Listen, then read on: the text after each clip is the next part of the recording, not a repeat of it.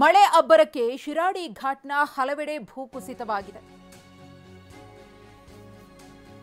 ಮಳೆ ಅಬ್ಬರಕ್ಕೆ ಶಿರಾಡಿ ಘಾಟ್ನ ಹಲವೆಡೆ ಭೂಕುಸಿತ, ಮರಗಳು ರಸ್ತೆಗೆ ಉರುಳಿ ಬಿದ್ದು ಟ್ರಾಫಿಕ್ ಜಾಮ್ ಆಗಿದೆ.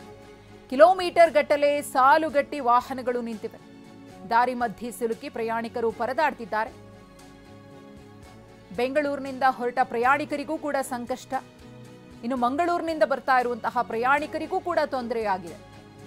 ನಿನ್ನೆ ರಾತ್ರಿಯಿಂದಲೂ ಕೂಡ ನಿಧಾನಗತಿಯಲ್ಲೇ ವಾಹನಗಳು ಸಂಚಾರವನ್ನು ಮಾಡ್ತಾ ಇವೆ. ಈ ಕುರಿತು ನಮ್ಮ ಪ್ರತಿನಿಧಿ ಮಂಜುನಾಥ್ ಒಂದು ಪ್ರತ್ಯಕ್ಷ ವರದಿ ಕೊಟ್ಟಿದ್ದಾರೆ, ನೋಡಿ. ಹಾಸನ ಜಿಲ್ಲೆ ಸಕಲೇಶಪುರ ತಾಲೂಕಿನ ಶಿರಾಡಿ ಘಾಟ್ ಪ್ರದೇಶದಲ್ಲಿ ಮಳೆಯ ಪ್ರಮಾಣ ಮತ್ತೆ ಜೋರಾಗಿದೆ. ಕಳೆದ 10-15 ದಿನಗಳಿಂದ ಬಿಡುವು ಕೊಟ್ಟಿರ್ತಕ್ಕಂಥ ಮಳೆ ಈಗ ದೋವಂತೆ ಸುರಿತಾ ಇದೆ. ನಿನ್ನೆ ಸಂಜೆಯಿಂದ ಸುರಿತಕ್ಕಂಥ ಮಳೆಯಿಂದಾಗಿ ಹಲವಾರು ಕಡೆ ರಾಷ್ಟ್ರೀಯ ಹೆದ್ದಾರಿ 75ರ ಶಿರಾಡಿ ಘಾಟ್ನಲ್ಲಿ ಭೂಕುಸಿತ ಆಗಿತ್ತು. ನಾವೀಗ ಸ್ಥಳದಲ್ಲಿದ್ದೇವೆ, ನಾವು ನೋಡ್ತಾ ಇದ್ದೀವಿ ಯಾವ ರೀತಿಯಾಗಿ ವೆಹಿಕಲ್ಗಳು ಜಾಮ್ ಆಗಿದೆ ಅಂತೇಳಿ. ನಿನ್ನೆ ಸಂಜೆಯಿಂದನೂ ಕೂಡ ದೊಡ್ಡ ಪ್ರಮಾಣದಲ್ಲಿ ಮಳೆ ಬರ್ತಾನೆ ಈ ಭಾಗದಲ್ಲಿ ನಾವು ನೋಡ್ತೀವಿ. ಈಗಲೂ ಕೂಡ ಮಳೆ ಭಾರೀ ಪ್ರಮಾಣದಲ್ಲಿ ಸುರಿತಾ ಇದೆ. ಹಾಗಾಗಿ ಹಲವಾರು ಕಡೆ ಮರಗಳು ಮುರಿದು ಬಿದ್ದಿದ್ದಾವೆ, ಗುಡ್ಡ ಕುಸಿದಿದೆ. ಸೊ ಮರಗಳು ಕುಸಿತಕ್ಕಂಥ ಹಿನ್ನೆಲೆಯಲ್ಲಿ ಈ ಒಂದು ವಾಹನ ಸಂಚಾರಕ್ಕೆ ನಿನ್ನೆ ರಾತ್ರಿಯಿಂದ ಕೂಡ ಅಡ್ಡಿಯಾಗಿತ್ತು. ಅದು ಈಗಲೂ ಕೂಡ ಮುಂದುವರೆದಿದೆ. ನೂರಾರು ವಾಹನಗಳು ರಸ್ತೆಯಲ್ಲಿ ಹೀಗೆ ಸಾಲುಗಟ್ಟಿ ನಿಂತಿದ್ದಾವೆ.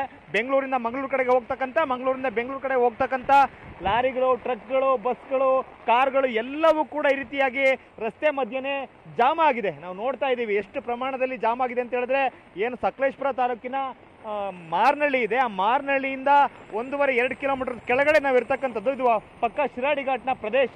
ಇಲ್ಲಿ ಕೇವಲ 2 ವೇ ಮಾತ್ರ ರಸ್ತೆ ಇದೆ. 8 ವರ್ಷಗಳ ಹಿಂದೆ ಇಲ್ಲಿ ಕಾಂಕ್ರೀಟ್ ರಸ್ತೆಯನ್ನು ಕೂಡ ಮಾಡಿದೆ. ರಸ್ತೆ ಅಂತೂ ಚೆನ್ನಾಗಿದೆ, ಆದರೆ ನಾವು ನೋಡ್ಬೋದು ಮೇಲ್ಭಾಗದಲ್ಲಿ ಯಾವ ರೀತಿಯಾಗಿ ಗುಡ್ಡಗಳಿದ್ದಾವೆ ಅಂತೇಳಿ. ಸೊ ಗಾಳಿ ಕೂಡ ಹೆಚ್ಚಿನ ಪ್ರಮಾಣದಲ್ಲಿ ಬೀಸ್ತಾ ಇದೆ.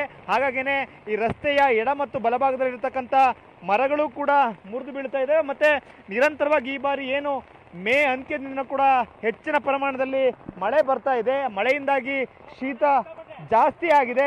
ಹಾಗಾಗಿನೇ ಗುಡ್ಡಗಳು ಕೂಡ ಕುಸಿದು ಬೀಳ್ತಾ ಇದೆ. ಹಾಗಾಗಿನೇ ನಿಧಾನವಾಗಿ ವಾಹನ ಸವಾರರು ಚಲಿಸ್ತಾ ಇದ್ದಾರೆ.